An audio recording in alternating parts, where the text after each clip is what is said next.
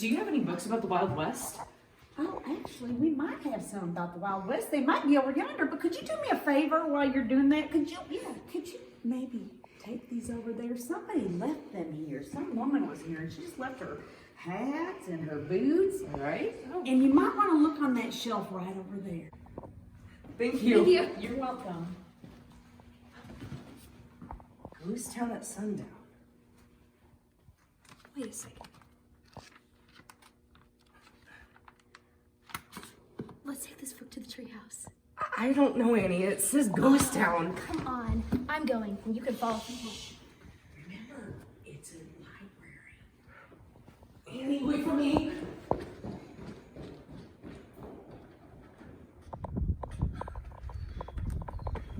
Annie, wait up. I think I found the treehouse. Annie.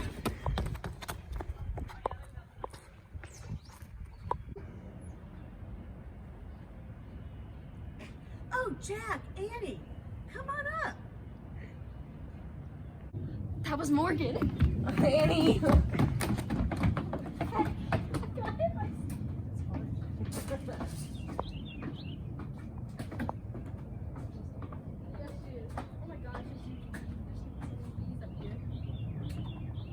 And so glad the treehouse was still here. Oh, me too. Where did Morgan go? Sure. Hi everyone, I'm Jack, And I'm Annie. and we're here in our Magic Treehouse. Today we're going to be reading you Ghost Town at Sundown from our Magic Treehouse series. All right, chapter 1. How wild. Jack and Annie were sitting on the porch of their house. Annie was gazing down at the street at the Frog Creek woods. Jack was reading a book. I have a feeling we should check up on the woods again, said Annie. Well, why? Said Jack without looking up. A rabbit's hopping by, said Annie. So, we've seen rabbits before. Not like this one, said Annie. What do you mean? Jack stood up and looked at her. He saw a rabbit with very long legs hopping down their street. Soon the rabbit left the sidewalk and headed into the woods. He's a sign, said Annie. A sign of what? Said Jack. That Morgan's back, said Annie. She jumped off the porch. Come on. But what about dinner? Jack said. Dad said it would be ready soon. Don't worry, said Annie. You know that when we leave in the treehouse, time stops. She ran across the yard, and Jack pulled on his backpack. Back in 10 minutes, he called through the screen door, and then he followed Annie. They hurried down their street and into the Frog Creek woods. The sun was setting above the trees.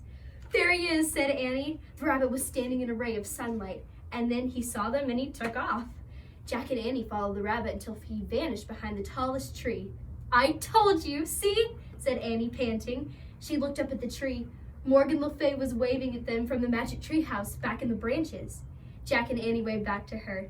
As always, Jack was very happy to see her at the Enchantress Library again. Come on up, she called.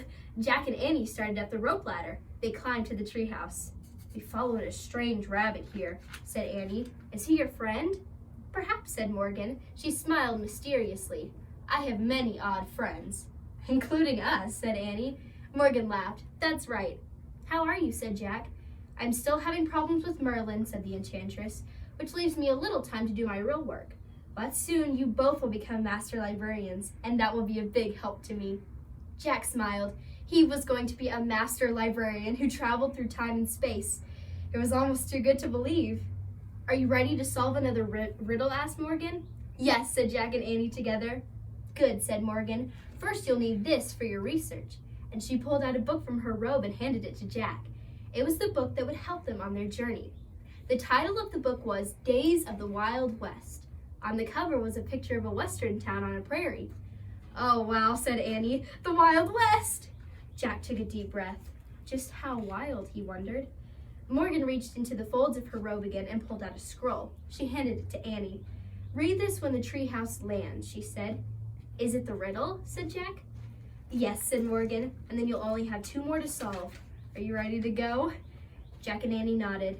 Annie pointed to the picture of the cover on the Wild West. I wish we could go there, she said. The wind started to blow. Goodbye, said Morgan. Good luck. And the treehouse started to spin. Jack squeezed his eyes shut, and the treehouse spun faster and faster, and then everything was still. Absolutely still. Jack opened his eyes. Morgan Le Fay was gone, and a fly buzzed around his head.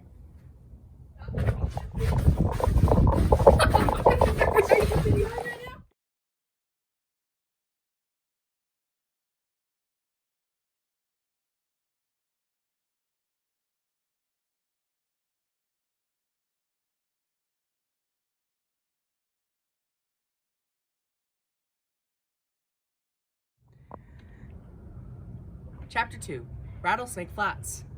The air was hot and dry. Jack and Annie peeked outside. The treehouse had landed on a lone tree on a prairie. The sun was low in the sky. Right in front of them was the town from the cover of the book. In real life, it looked empty and spooky. To one side of the town was a patch of ground with several tombstones. "That's creepy," said Annie. "Yeah," said Jack. He took a deep breath. "What does our riddle say?" Annie held up the ancient scroll, and she unrolled it. Then she and Jack read together. "Out of the blue, my lonely voice calls out to you. Who am I? Am I?" Jack pushed his glasses into place and read the riddle again to himself. "There must be a mistake," he said. "Am I is written twice." "Well, I don't hear any voices now," Annie said as she looked out the window. There were no human sounds at all, only the buzzing of flies and the whistling of dry wind. "Let's look at the book," Jack said. He opened the book. The pages were yellow with age. He found a picture of the town and read the words beneath it out loud. In the 1870s, Rattlesnake Flats was a rest stop for the stagecoach that carried passengers from Santa Fe, New Mexico to Fort Worth, Texas. When the creek dried up, everyone left. By 1880, it was a ghost town. "Whoa, a ghost town," said Annie, her eyes wide. "Let's take a quick look around," said Jack, "so we can leave before dark." "Right," said Annie. "Let's hurry," she said. She started down the rope ladder. Jack put the old book in his pack, then followed Annie down the ladder. They stood by the tree and looked about.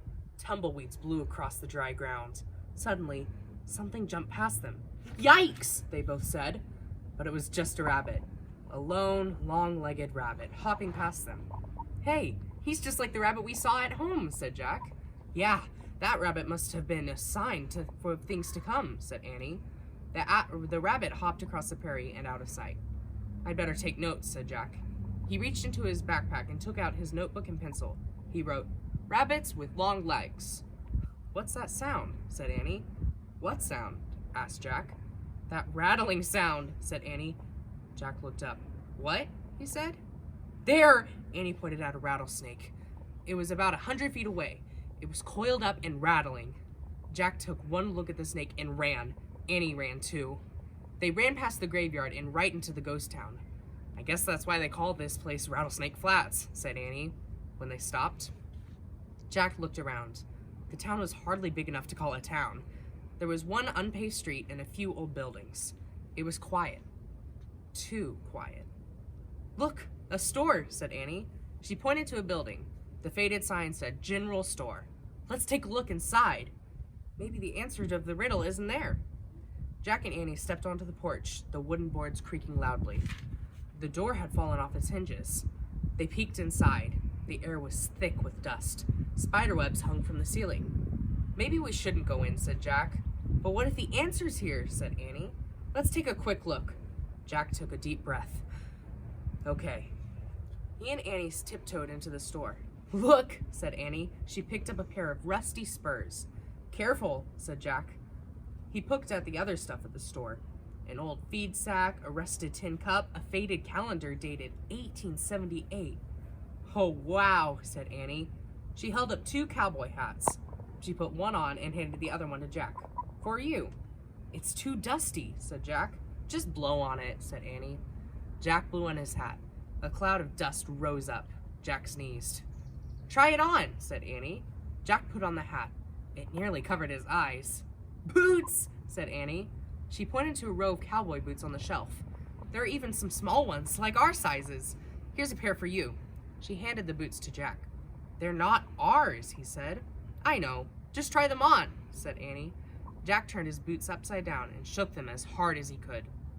"What are you doing?" Annie asked, pulling on another pair of boots. "Checking for scorpions," Jack said. "Jack," Annie laughed. "Try them on." Jack sighed. He pulled off his sneakers. He pushed his feet into the boots. He pushed and pushed. The boots were really stiff. Finally, he got his feet inside. Then he tried to walk. Ow, he said. Forget it. He started to pull off the boots. What's that? Annie said. Jack froze.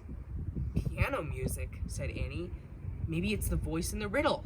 Come on! Jack threw his sneakers into his backpack and hobbled after Annie. That's the word.